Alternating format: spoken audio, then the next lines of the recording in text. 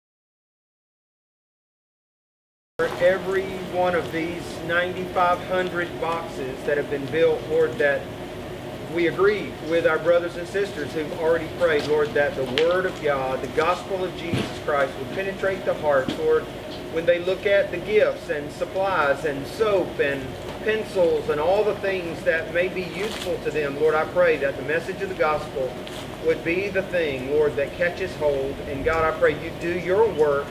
Lord, we send this truck, we send these boxes out in your name. Lord, you said that where 2 or 3 are gathered in your name, there you are in the midst. You've been with us all day. Lord, you also said in your word, Lord, that you would go before us. You would make our path straight.